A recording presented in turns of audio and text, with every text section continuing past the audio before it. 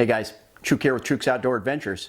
Well, I wanted to do a brief video on the new XDM 10mm by Springfield Arms. I'm not going to lie or hold anything back. I'm not really excited about Springfield lately.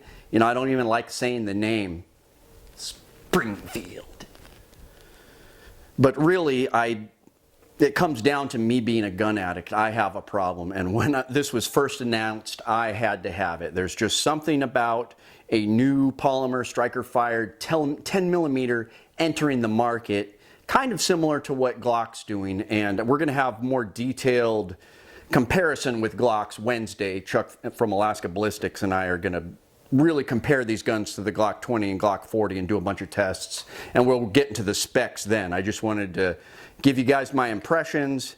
I did some shooting, but kind of a mixed bag, but I do like it. I think it's a keeper. You know, I was going to beg my friend Mike to trade one of his AKs for it because he's got like 50 AKs and he likes new stuff. But now that I think about it, I'm going to keep this for a while, but I do like it. The case was really nice, and it came with 3 mags. This is the 5.25 inch, you know, front serrations and 3 mags. I think that should be the standard nowadays. But the case was good plastic. It was nice, the 3 mags. I was happy with the case. It's got adjustable rear sight. I really like the fiber optic front sight.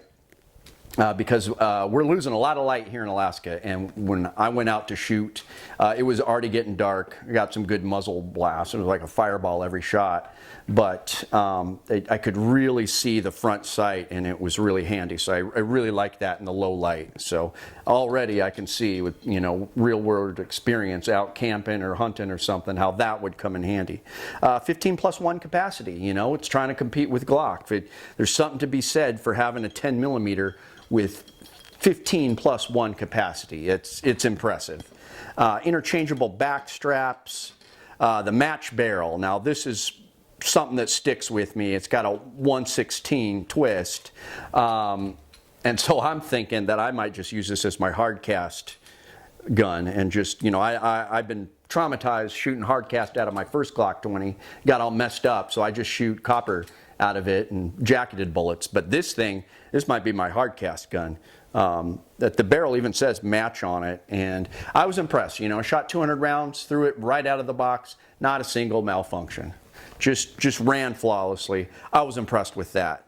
Slide cuts are nice. This melanite finish is nice. Trigger was smooth. I'm not going to lie. I do like the trigger better than the Glock trigger. You know, it was smooth, had a good reset. No complaints about the trigger. For a stock gun, it's a really nice trigger. Ambidextrous mag release, that's a nice feature. The grip feels really ergonomic. I've never really liked XDs. You know, I had an XD 40 that I carried for like 3 weeks. It felt like it was really top heavy, that the top was super high. This does not feel like that. This feels like it has a decent bore axis. You know, even my tactical friends were like, I can't believe you're carrying an XD.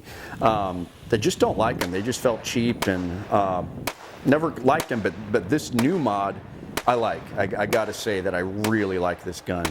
The grip safety, I've never really cared for grip safeties.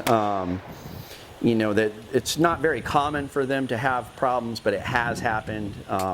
It's got some pros to it. I mean, and it's extra level of safety, and I kind of think it's cool because it's a holdover from the, you know, 1911 model. But I guess I don't really care for the grip safety. So it's got a striker indicator and a chamber indicator. So it's not bad. I do have my reservations about the mags. It's, you know, I think Glock mags are the best. You know, the hard polymer with the metal at the top. This is all metal. You know, similar to might be Mech-Gar mags. They were hard to load the last couple, but you know, a lot of guns are like that. I just need to get a mag loader, but no problem so far. So we'll see. Time will tell. I'm going to put a lot more rounds through this, but that's the only thing I'm worried about is how these mags will hold up. But so far, you know, they've been fine. Now, will I use this for bears. I do apologize for the way I was shooting now. I was so concentrated, and Chuck will troll me for this, but I was so concentrated on the lights and getting everything right that I wasn't really watching my grip. I had too much flip. A few times I controlled it really well, but I will say this is much more snappy than other 10 millimeters that I have shot and that I own. I had to put on gloves after a few mags, and it was a lot more comfortable for me, and I was able to control it better. But I apologize for my horrible form. I'm working on it. But it did feel snappy, even though it's not heavier than other 10 millimeters. I attribute it to this small grip. Now, the handle is small compared to other 10 millimeters like my Glock, but that's what makes it more comfortable to hold in your hand. But when you're firing it, it's pretty snappy. So would I use this for my bear protection? I don't know. At this point, no. You know, we're going to go into detail Wednesday when we compare it to the Glocks. But at this point, it wouldn't be my main 10 millimeter. But who knows? Like I said, this may be my hardcast gun. So we're just going to keep testing it and see how it performs. So let me know what you guys think. So far, I like it. So thanks, guys. It's Chuke, your friend in the field. Outdoor adventure.